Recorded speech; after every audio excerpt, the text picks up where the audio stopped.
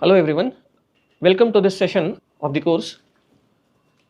In this particular session, we will continue from the previous discussions where we set the context for the for defining what the core problem in machine learning is, and we looked at the foundations of probability theory in terms of random variables, distribution functions, conditional distributions, and so on. We will build on those concepts today, and we will set the problem, the formulation of the foundational problem in machine learning, and I will also introduce you to this idea called empirical risk minimization framework or ERM framework, that happens to be one specialized way of realizing these general class of distribution estimation problems, which would pave the way to look at different algorithms that we will be looking at this course. Okay, so recall that we are given a data set, D is a set of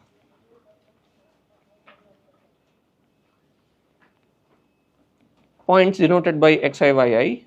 You have n such data points, and this we say has been sampled IID from a distribution pxy which is unknown, and we say that all these xi's are in general points in a d-dimensional Cartesian plane, and yi's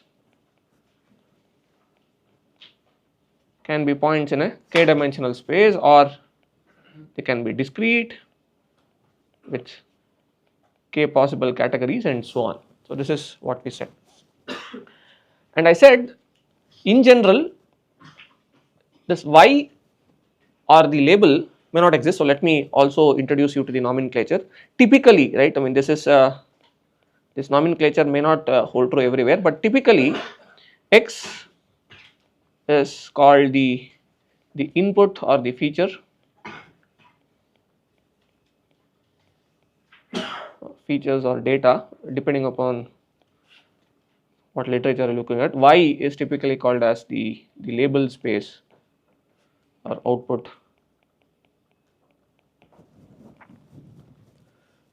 But please note that for our purpose they are the elements from the range space of the underlying random variable, and there is one sample space that exists, okay, upon which we have defined these random variables. Both x and y are random variables here. So let me write that as well. So x and y are random variables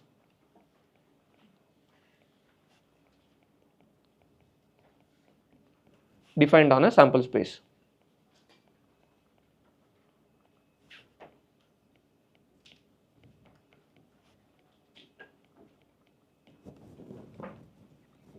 Okay, so this is what we are given. The input or the raw material for machine learning is this data set. You might have heard this term, right? Data is the new oil. So just like oil is the raw material for a lot of industrial applications, data set or data is the raw material for all the machine learning, and whatever algorithms that you come up with will be as good as these data points. We will see, we will formalize this notion as we move on, but this is the starting point. So you are given n data points that are sampled IID from an unknown distribution.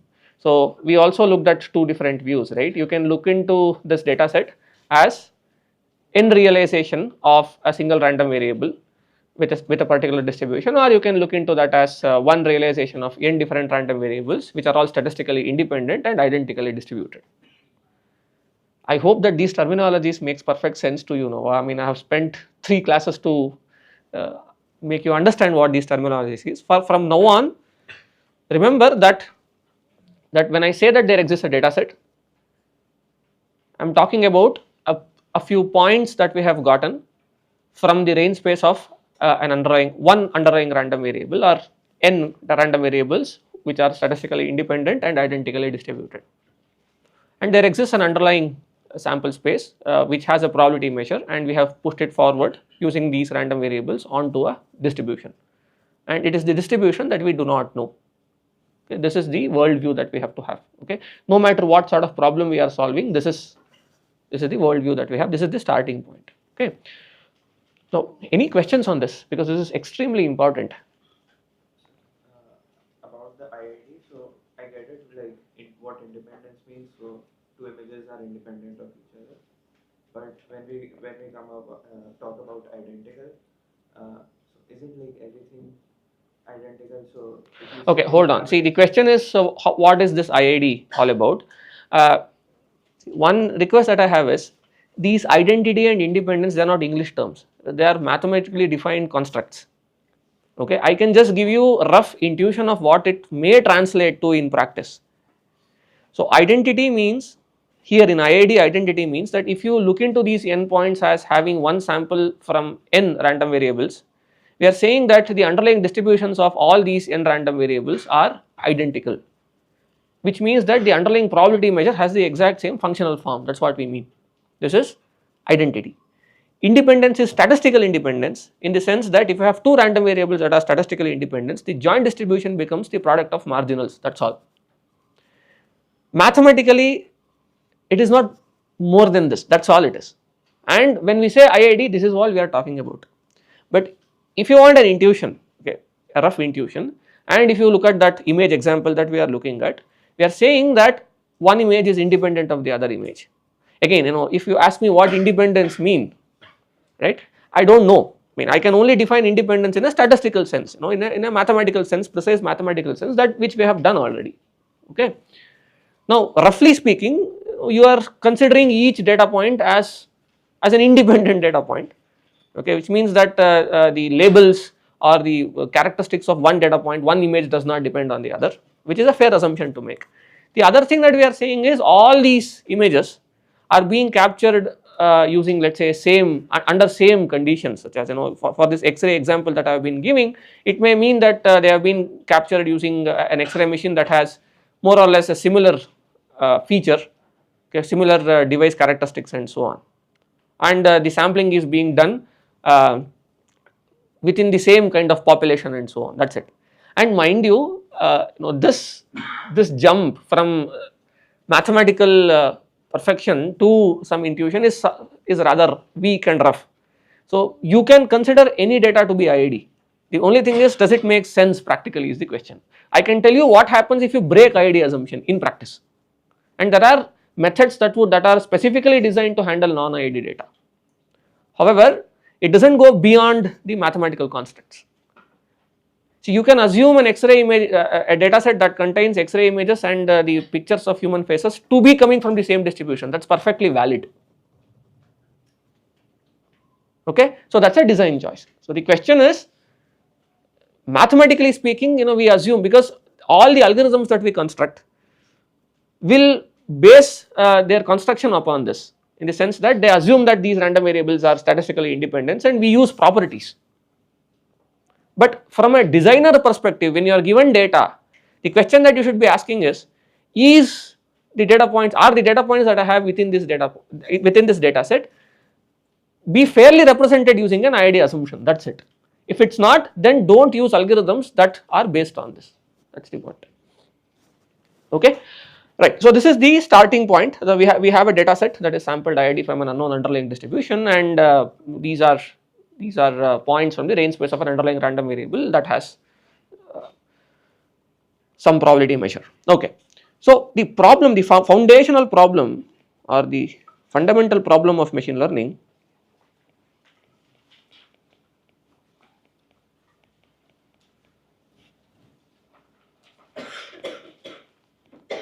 is, given D sampled from an unknown distribution,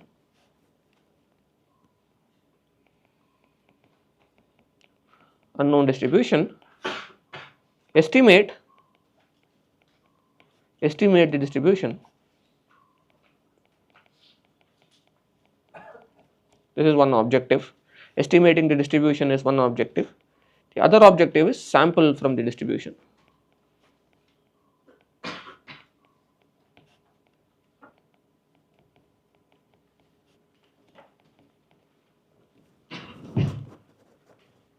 Okay, these are the foundational questions that machine learning is asking. So we are given samples from an unknown distribution, we want to estimate the underlying distribution, that's it. Okay, and the methods that are designed to estimate the underlying distribution but does not bother about sampling are typically called the discriminative methods or discriminative models.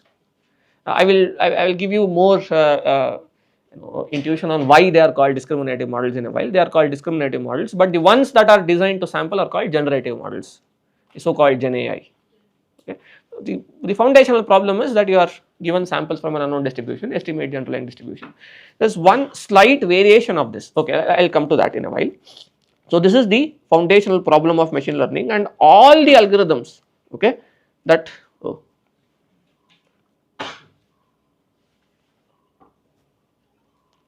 all the algorithms that we will be looking in this course will be mostly concerned on the first part of this problem, because this course does not look at a lot of generative samplers. That is for the next course. The next course is completely on generative sampling. This course is mostly on the distribution estimation. Okay, how do you estimate the underlying distribution? You will know when you will know. Okay, so I talked about estimating the distributions. The question is, what distributions do we estimate? Correct. So let us look at distribution estimation.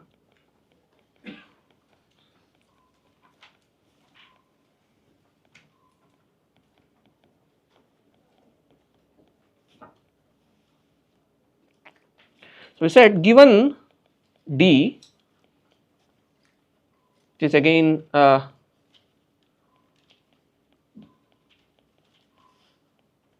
samples drawn IID from an unknown Px. This is what we start with. What do we estimate? Now depends on what problem, what is your interest. Okay, so depending upon I'll introduce some nomenclatures now, usually used nomenclatures. There are people categorize algorithms in ML based on what distribution are you trying to estimate. At times what happens is, it is not the distribution that you estimate, but you estimate some functions of distributions. What do I mean by that?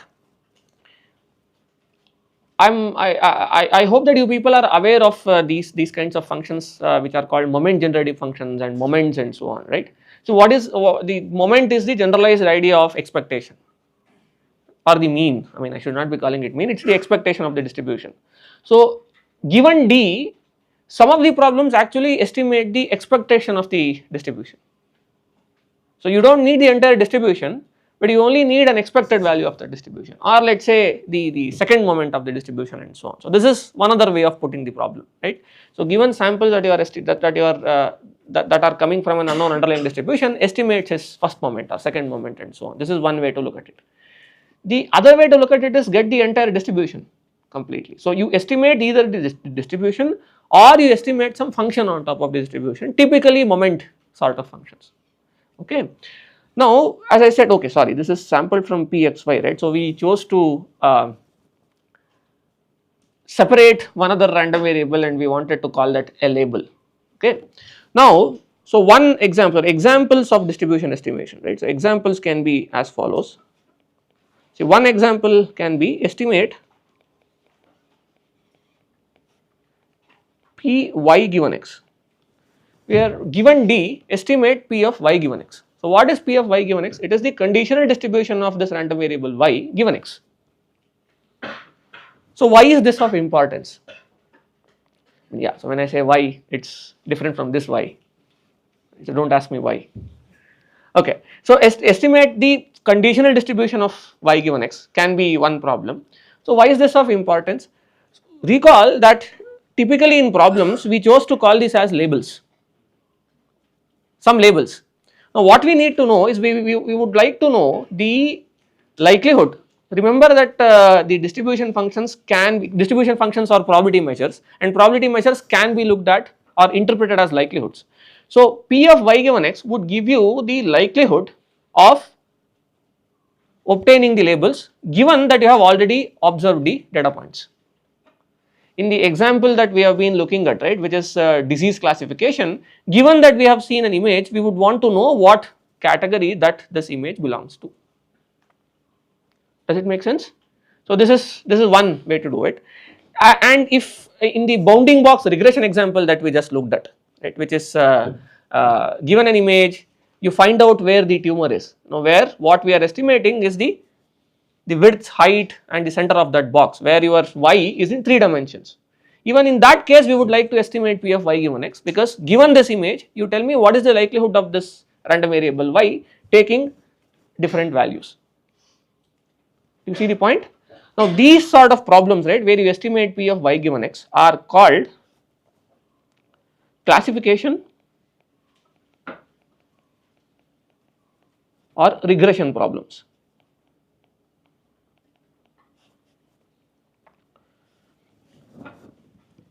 Honestly, I am not big fan of these nomenclatures because these are the boundaries are very thin. So typically classifications are the cases where y is discrete.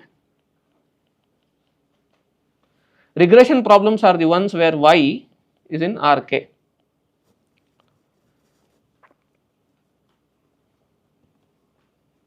Okay, these are classification and regression problems, and you can estimate other kind of problems are where you estimate either px or py or p of xy, either the joint distributions or marginals. It's possible, right? So why do you want to do it? Here you would want to estimate p of y given x, because one of the use cases is where given an image we would like to know what is the label corresponding to this particular image. You want to do this. Why do you want to estimate px, py or pxy?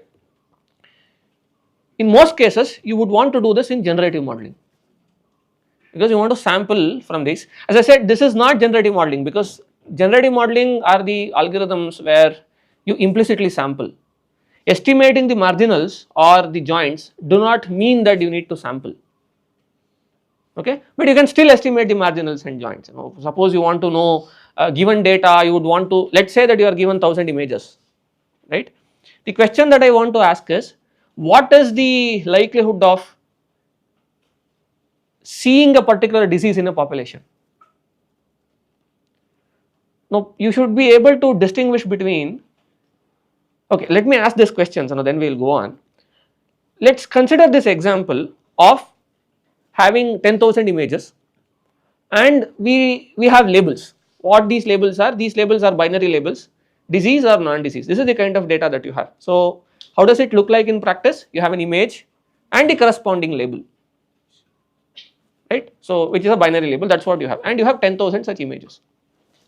Now I will give you some possible use cases, okay, and you try to identify what is the underlying problem that you are trying to solve, or rather what is the distribution that you are trying to estimate there. Okay, obviously if you want to solve this problem, that I want to know whether a given image corresponds to the disease case or not, then what distribution am I interested in? I am interested in p of y given x. The conditional distribution of y given x is what I am interested in, correct? Now suppose I am interested in this question: what is the likelihood of observing a particular disease in a given population? What distribution am I looking at? It's p of y. Can all of you see this? So I am not interested in relating the labels to images at all. I am only interested in knowing whether a given population, or rather what is the likelihood of obtaining a particular disease in a given population. That's what I am interested in, and that is py. Okay, what about px? What is px? Px is I am interested in knowing how are the pixel values appearing in a particular image, and I don't care about the disease at all. That's px. Make sense? Okay, and can somebody tell me what would estimating px given y correspond to? Px given y correspond to, I only consider the images that have disease, and then ask this question: how are the pixels distributed in this particular case when the diseases are when I know that it's disease. Does it make sense? So now as a practitioner, what one should do is, so you start with a problem, we all start with real world problems. uh, the real power of being a good machine learning engineer comes from abstracting out that real world problem into the space of math, where you tell yourself, or rather find out what sort of problem am I interested in, how do I cast this as an ML problem. And remember, I told you, this notion of label is sort of pseudo. Suppose I am solving this problem of in painting, which is given an image. Okay, some of the pixels do not exist. They are just masked. And what you are interested in is finding out what those pixels are. Where do you fit that? You fit that in p y given x, and those y's are some of the dimensions of this x itself. So now you know, right? I mean, that's why I call the labels as pseudo. So whatever your labels are, your labels are. You just have to have data that way. Okay.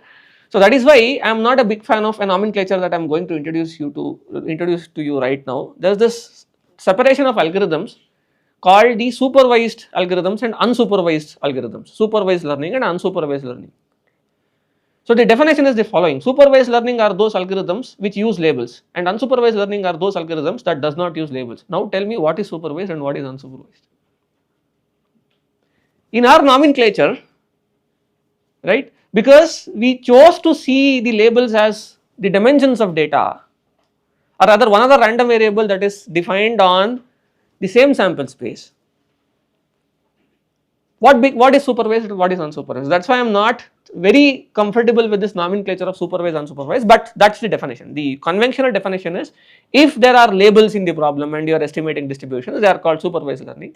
If there are no labels in the in the data set, then it's called unsupervised learning. Okay. Generally what happens is, labels come from human beings. That's why supervised learning is considered a costly affair in this, because a clinician has to sit down and give those labels. Unsupervised learning is cheaper, or because there is no involvement of a human being where they have to label the data. That's how it is perceived. But as far as a mathematician is concerned, we don't care, because they are just two random variables that are defined on the same sample space. See, appreciate this worldview.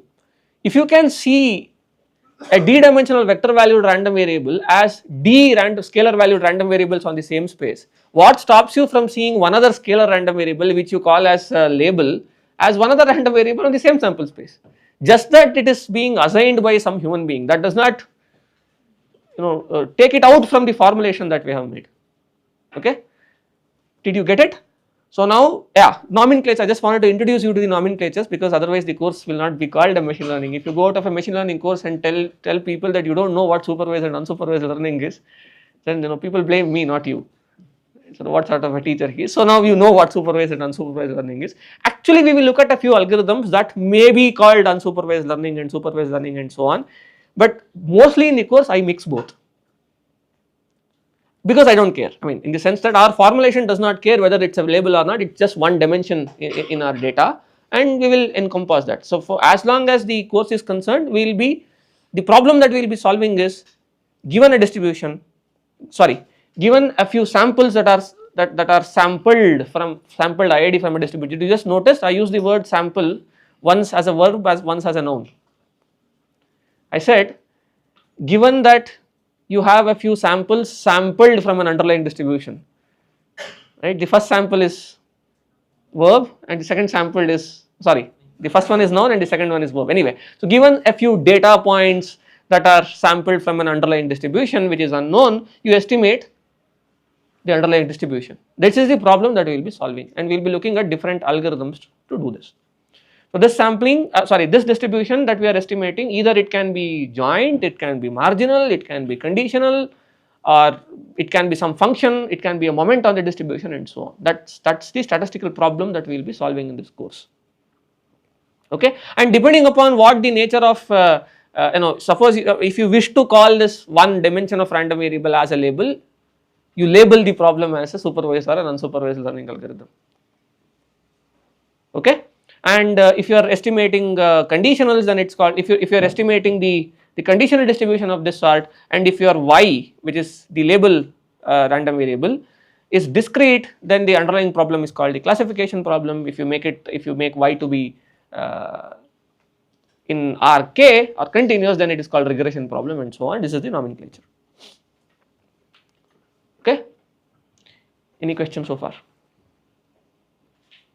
So, when you talk about P of y, like the likelihood that the image we have received is. No, there is no image here. I'm talking like an example. No, even in exam, that's the precise point that I want to make. There is no, if you are estimating Py, there is no image. All we are saying is, in this population, what is the likelihood of somebody getting disease or not is what Py is. Okay, so isn't that the same as P of x given y? No, precisely not. So the question is, how is Py different from P of x given y? You need to understand this. This is very important. P of x given y is, what is the likelihood of this particular pixel in this image taking this particular value given that I am looking at diseased image. That's Px given y. And Py has nothing to do with images. Py is not even bothered about images. Okay. So given data, so P of x given y, which is the conditional of data given labels, is talking about the values that we have observed for the data given that the label is fixed to some value. And please remember one other thing, in all conditionals,